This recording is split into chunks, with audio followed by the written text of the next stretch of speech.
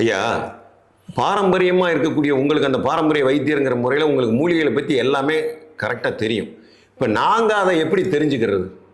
உங்களுக்கு வந்து மூலிகை பற்றி தெரியலனாலும் நம்ம அஞ்சரைப்பட்டியில் இருக்கிற மருந்துகளை மட்டும் சொல்கிறேன். உங்களுக்கு கண்ணுக்கு முன்னாடி என்ன தெரியுதோ அதை பற்றி சொன்னோம்னாவே நீங்கள் அதே வந்து உங்களுக்கு பாதி, அதாவது முக்கால்வாசி 90% கூட வந்து உங்கள் வியாதியை சரி பண்ணக்கூடிய அளவுக்கு அஞ்சரைப்பட்டியிலும் இருக்குது. உங்களுக்கு காதில் இன்றைக்கி வந்து அவேர்னஸ் நிறையா இருக்குது. அதாவது மூலிகளை பற்றி அவேர்னஸ் நிறையா இருக்குது. இப்படி பார்க்குறீங்க, மருத்துவ கடையில் போய் வாங்கி அவங்கள மேக்ஸிமம் சரி பண்ணுறீங்க. இப்போ வந்து அதெல்லாம் ரொம்ப பெருமையாக இருக்குது. முன்னாடிலாம் வந்து ரொம்ப பிளைண்டாக இருந்தாங்க, ஒன்றுமே அதாவது வந்து மருந்தை பற்றி எதுவுமே தெரியாமல் இருந்தாங்க. இன்றைக்கி வந்து ஜென்ரேஷனும் சரி, இப்போ மிடில் ஜென்ரேஷன் ஒரு 50க்கு மேலே உள்ளவங்க, ஒரு 60க்கு மேலே உள்ளவங்க, இப்போ முகத்தை அழகாக வச்சுக்கணும், உடம்பு குறைக்கணுங்கிறதெல்லாம் இப்போ பெண்கள்லாம் நிறைய அவேர்னஸ்ல வர்றாங்க. அது முதல்ல எடுக்கிறது என்ன கேட்டால் யூடியூப் தான் எடுத்து பார்க்குறாங்க. எதாக இருந்தாலுமே யூடியூப்ல அடிச்சு உடம்பு இழைக்கிறதுக்கு என்ன மூலிகை இருக்குது, என்ன இருக்குது அப்படின்னு சொல்லி இதெல்லாம் இருக்கும்போது என்னன்னு கேட்டீங்கன்னா, ஃபர்ஸ்ட் வந்து சுக்கு எல்லாத்துக்குமே தெரியும். இஞ்சி காஞ்சா சுக்கு, சரிங்களா? இஞ்சியில் என்னன்னு கேட்டிங்கன்னா வந்து தோள்கள் வந்து அந்த தோலுக்கு புறநஞ்சு, கடுக்காக்கு அகநஞ்சுப்பாங்க, கடுக்காக்கு கொட்டை நஞ்சு, இஞ்சிக்கு வந்து தோல் நஞ்சு.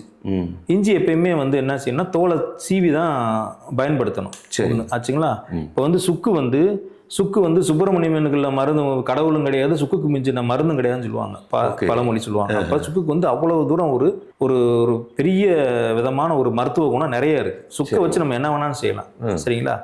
அந்த சுக்கை எப்படி பயன்படுத்தணும்னு கேட்டிங்கன்னா, நம்ம சுண்ணாம்பு தெளிவு நீர், இப்போ நம்ம வெத்தலைக்கு போகிற சுண்ணாம்பு வந்து கொஞ்சம் வாங்கலாம், இல்லாட்டி கல் கூட வாங்கலாம். கல் வாங்கி 1க்கு 4 தண்ணி, ஒரு படி சுண்ணாம்புனா 4 படி தண்ணி ஊற்றணும். தண்ணி ஊற்றிட்டு அது கொதிக்கும், சுடுதண்ணி ஊற்றணும், சுடுதண்ணி கொதிக்க வச்சு ஊற்றணும். மழை தண்ணியாக இருந்தால் கூட பெஸ்ட்டு. சரி, நாங்கள் பாரம்பரியமாக செஞ்சுட்டு வரனால அதெல்லாம் உங்களுக்கு ஓப்பனாக நான் சொல்கிறேன். எப்படி பப்ளிக் எப்படி யூஸ் பண்ணணும், அது ஒரு இதை வந்து எப்படி பண்ணணும், உங்கள் உடம்பை எப்படி பராமரிக்கணுங்கிறத வந்து நான் ஃபஸ்ட்டு வந்து சுக்கை எடுத்துக்கிறேன். சுக்கை வந்து இப்போ நான் சொன்ன மாதிரி சுண்ணாம்பு வந்து ஒரு படி சுண்ணாம்புனா 4 படி தண்ணி, மழை தண்ணியை ஊற்றி சுடுதண்ணியை காய்ச்சி அதில் ஊற்றிட்டு ஒரு 2 நாள் விட்டு தெளிவை மட்டும் எடுத்து 1 கிலோ சுக்கு வாங்குங்க. ஏன்னா அவங்க 1 கிலோ வாங்கினா நிறையா இருக்குது, எப்படி யூஸ் பண்ண உள்ள உங்கள் ஃப்ரெண்ட் சர்க்கிள் கொடுங்க, உங்கள் பெரியப்பா சித்தப்பா கொடுங்க, மாமா கொடுங்க, எல்லாத்தையும் கொடுத்து நீங்கள் வந்து பழகப்படுத்துங்க. அதை வந்து அதனால் ஒன்றும் தப்பு கிடையாது. நம்ம மட்டும் வச்சுருந்தா ஒரு மருந்து கிடையாது. 1 கிலோ வாங்கி நாங்கள் சுண்ணாம்பில் போட்டு நீங்கள் வந்து சுண்ணாம்பு தெளிவை எடுத்து கொதிக்க வைங்க. ஒரு நாள் ஃபுல்லாக அதை கொதிச்சுக்கிட்டு இருந்து அதை திருப்பி வெளியே எடுத்து சுண்ணாம்பு தண்ணியில், பச்சை தண்ணியில், சுடுதண்ணியில் கழுவி திருப்பி வெயிலில் காய வச்சுட்டு அதை வந்து நீங்கள் இடித்து மிக்சியில் போட்டு கூட பயன்படுத்தலாம். அது தேன்லையோ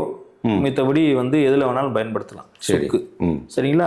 அடுத்து நம்ம எடுத்துக்கிறது வந்து மிளகு எப்படி யூஸ் பண்ணணும்னு கேட்டிங்கன்னா, எல்லாத்துக்குமே ஒரு சுத்தி முறைகள் இருக்குது மருந்தில் வந்து.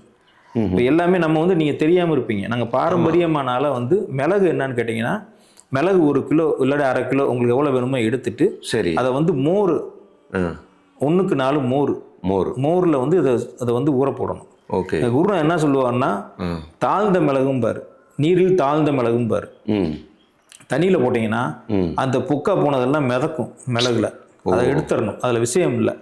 நீரில் தாழ்ந்த மிளகும்பாங்க, அது வந்து வெயிட்டானது. சில பேர் வந்து கலப்படம் கூட அதில் இருக்கும், பப்பாளி விதையெல்லாம் போட்டிருப்பாங்க, அதெல்லாம் உள்ளே போகாது, மிதக்கும், அதெல்லாம் வேஸ்டேஜ் எடுத்துடணும். நீரில் தாழ்ந்த மிளகு தண்ணியில் போட்டு பச்சை தண்ணியில் போட்டோம்னா நீரில் தாழ்ந்த மிளகுனா தண்ணி கடியில் போன மிளகு மட்டும் எடுத்துட்டு மேலே இருக்கிறத எடுத்து வச்சுக்கலாம், அது வேற யூஸ் பண்ணிக்கலாம். மெடிசனுங்கும் போது அந்த மிளகை எடுத்துட்டு மோரில் ஊற போடணும். 2 நாள் 3 நாள் மோரில் ஊற போட்டு வெயிலில் காய வச்சு திருப்பி போட்டு அதை வந்து பாவனம் பண்ணணும்னு சொல்கிறது. ஓஹோ, 2-3 தடவை எடுத்து போட்டு திருப்பி வந்து அதை வந்து நல்லா வெயிலில் காய வச்சு எடுத்து யூஸ் பண்ணி பாருங்கள். சாதா மிளகு திங்கிறதோட அந்த மிளகுல மோரில் போட்ட சுத்தி பண்ண மிளகு பயங்கர காட்டமாக இருக்கும். காரத்தன்மை அதிகமாயிரும், மெடிசன் தன்மை அதுக்கு அதிகமாயிரும். ஓஹோ, சரிங்களா? சரி, இப்போ என்ன சுக்கு சொல்லிட்டு மிளகு சொல்லிட்டேன். திப்பிலி அடுத்து திப்பிலி. ஆமாம், அது வந்து இது 3மே திரிகடுகும்பாங்க தமிழில். திரிகடுகு. இப்போ திப்பிலிங்கும் போது என்னன்னு கேட்டால் கடையில் எல்லாமே கிடைக்கும். திப்பிலி மருந்து கடையில் எல்லாமே திப்பிலி நம்ம வந்து நார்மலாக யூஸ் பண்ணி, இப்போ நீங்கள் வந்து இந்த ஜென்ரேஷன் நம்ம அதை மறந்துட்டோம். அதனால் இப்போ திருப்பி கொண்டு வரேன். திப்பிலிங்கிறது என்னென்னா, அதை வந்து வாங்கி எலுமிச்சம்பழச்சாறு எடுத்து அதில் வந்து ஊற போடணும். நான் மிளகு எப்படி சொன்னனோ அதே மாதிரியே வந்து அது மிதக்கிற அளவுக்கு வந்து திப்பிலியை வந்து எலுமிச்சம்பழச்சாறில் ஊற போட்டு வெயிலில் வச்சு எடுத்து 3யுமே வந்து இப்போ சுக்கு மிளகு திப்பிலி 3 திரிகடுகுன்னு ஒரு மருந்து. அது வந்து இது 3யுமே நீங்கள் அரைச்சி நைஸாக அரைச்சி வீட்டில் வச்சுக்கலாம். இது என்னன்னு கேட்டிங்கன்னா, பித்தத்தை வந்து தணிக்கக்கூடிய வந்து எல்லாமே சூடு கூடவும், பித்தம் கூடனா தான் அந்த நீங்கள் சொன்ன மாதிரி சுகர் எல்லாமே வந்து பித்தம் கூடனால் தலை சுத்தல், வாந்தி, மயக்கம், பசியின்மை, கல்லீரல் பாதிப்பு எல்லாமே வந்து இதுல வர்றதுதான், இந்த பித்தத்தினால வர்றதுதான். பித்தம் வந்து அவ்வளவு கொடூரமானது. சரிங்களா? பித்த ரத்தத்துல கலந்து சரியா சாப்பிடாம கொள்ளாம நம்ம வந்து அந்த நேரத்தில் டீயோ வடையோ காஃபியோ குடிச்சு பித்தம் கூடிரும் உங்களுக்கு. இப்போ ஒர்க் பண்ணுறீங்க, மெட்ராஸில் ஒர்க் பண்ணுறீங்க, வேலை பளுவில் வந்து நீங்கள் உடனே டீயையும் ஒரு வடையும் குடிக்கிறீங்க, அதெல்லாம் வந்து ஒரு கரெக்டான ஒரு இது கிடையாது. உடம்பு ஆரோக்கியத்தை பராமரிக்கக்கூடிய ஒரு இது கிடையாது.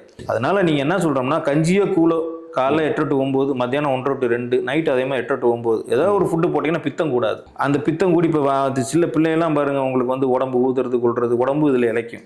இது எப்படி சாப்பிடணும்னு கேட்டிங்கன்னா, ஒரு மொச்சை அளவு எடுத்து தேனில் கலந்து சாப்பிட்றணும்.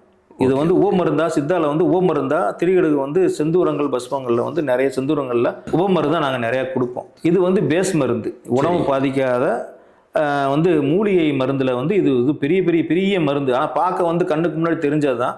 இந்த மருந்து வந்து பண்ணக்கூடிய வேலை வந்து நிறைய பண்ணும்.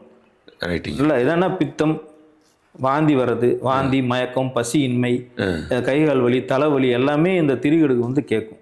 ஓகேங்க. நம்ம அதே மாதிரி ராஜகருவிகளை எல்லாமே பலப்படுத்தக்கூடியது. வாய்வு இப்போ அடைக்குது, நெஞ்சு அடைக்குதுன்னா அது சுடுதண்ணில் ஒரு மொச்சையளவு சுடுதண்ணில் போட்டு நீங்கள் ஆற்றி குடிச்சிங்கன்னா அந்த ஏப்பம் வர்றது கொள்வது, கேஸ் ட்ரபிள் ஆகிறது, போய் அடைக்கிறது, நெஞ்சு அடைக்கிறது கொள்வது, பம்பிங் இல்லாத, மூச்சை விட முடியாமல் இருக்கிறது, சளி சம்மந்தப்பட்டது எல்லாமே கேட்கும். இதில் வந்து இது வந்து ஒரு 400 வியாதிக்கு மேலே இந்த திரிகடுகுன்னு சொல்கிற சுக்கு மிளகு திப்பிலி மருந்தில் கேட்கும். இந்த ஒரு மருந்து, இந்த 3 திரிகடுகம்ங்கிறது ஒரே மருந்து 400 வியாதிகளுக்கு. ஆமாம். அப்போ மனிதனுடைய உடல் உபாதைகள் இருக்கக்கூடிய பெரும்பகுதி வியாதிகளுக்கு இது ஒரு மருந்து, நல்ல சிறந்த மருந்து. பித்தம், சிலேத்து மத்தம் வந்து சமையல் வச்சக்கூடிய தன்மை வந்து திரிகடுக்கு இருக்கு. ஆனால் இந்த மாதிரி சுத்தி பண்ணி பொறுமையாக பயன்படுத்தணும். அவசரப்படாமல் பொறுமையாக நம்ம உடம்பை பராமரிக்கிறதுக்கு இந்த மாதிரி சுத்தி முறை எடுத்து மக்கள் வந்து பயன்படுங்க. நீங்கள் இந்த மாதிரி சுத்தி பண்ணி செஞ்சு பண்ணுங்க. சித்தர்கள் வந்து பொய் சொல்ல மாட்டாங்க. அவங்க வந்து சம்பாதிக்கணும்னு கிடையாது, அவங்க எழுதி வச்ச மருத்துவம். இதை வந்து நம்ம வெளிக்கு வர்றதுக்கு அவேர்னஸ் இப்போ வர ஜென்ரேஷன் வந்து நீங்கள் விழிச்சுக்குங்க, இதுக்கான ரிசர்ச் பண்ணுங்க, சித்தாவை பற்றி நிறையா தெரிஞ்சுக்குங்க, இயற்கை மருத்துவத்தை பற்றி தெரிஞ்சுக்குங்க, உங்கள் உடம்பை பராமரித்து உங்களை நீங்கள் காப்பாற்றிக்கிங்க, உங்கள் குழந்தைகளை காப்பாற்றுங்க. வர்ற ஜென்ரேஷனை நோய் இல்லாத ஜென்ரேஷனாக நீங்கள் வந்து அடுத்த இதுக்கு கொண்டு போங்க.